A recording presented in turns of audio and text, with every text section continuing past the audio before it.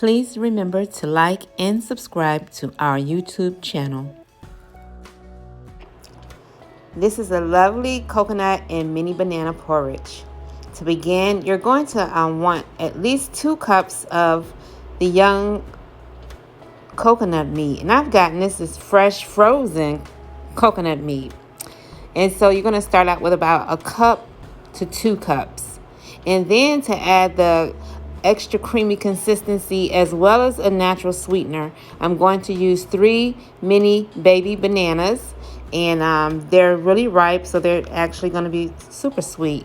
Now the 4th one I'm going to use as a topping once I complete the actual blending process. So you're going to take the skins off, of course, and then I'm going to go ahead and slice these up so I can place them inside of the blender along with the coconut meat. And just a good little, just depending on your blender, makes things easier to just go ahead and slice them up. Or if you want, just drop them in there whole. But I like to make things a little easier for the blender.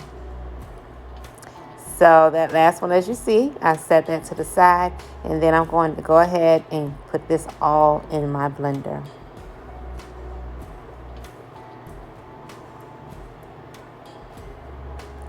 If you have any coconut water, that's great. You can use that to help make the mix blend easier.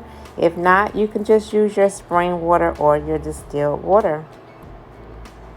Add your baby bananas in, and then you're going to go ahead and begin processing this mix.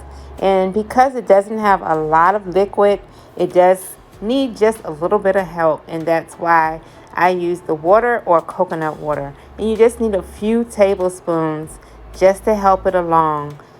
Because remember, if you put too much water, then it's going to be more of a milkshakey or even going into a smoothie. So to keep it more like a porridge, just 1 to 2 tablespoons of your coconut water or your spring or distilled water. And again, that's really depending on your blender and how it's processing things. So it's getting all blended up with just a couple of tablespoons of water, as you can see.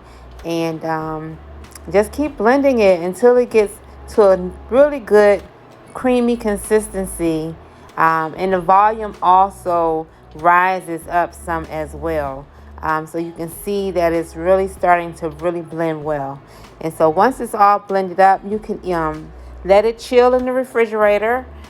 Or you can go ahead, depending on what you like, and just pour it right into your bowl here and enjoy it, And so once I get it all out of the blender, and I want every drop of it because, guys, I tell you what, this is super delicious.